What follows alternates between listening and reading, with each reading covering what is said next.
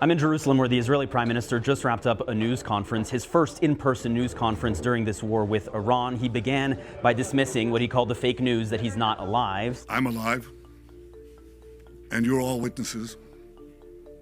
And then I had an opportunity to ask the Prime Minister a few questions. I asked him, first of all, about his strategy of assassinating senior Iranian leaders and questions about whether it's not leading to a more hardline regime. I think this is part of the effort to crack the regime. It's not going to happen in one day. We're 20 days into. Are you seeing cracks? Yes, we're seeing cracks.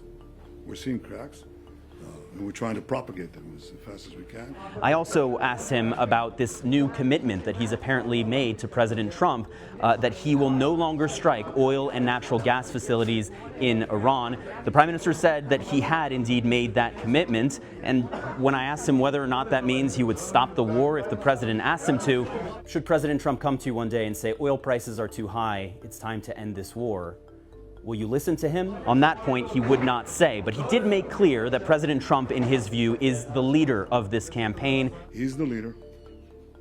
I'm, his ally. The question is whether you would or could continue the war without the United States. Could you without the United States? Without the refueling capabilities, for example? We're going to close. Thank you so much. Thank you, Mr. Prime Minister. You exhausted your questions.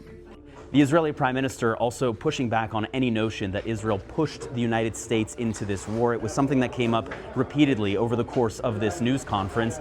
He insisted that no one needed to push President Trump into this war. The president was already on board, effectively, and he said that anyone's fooling themselves if they think that he or anyone else can tell President Trump what to do.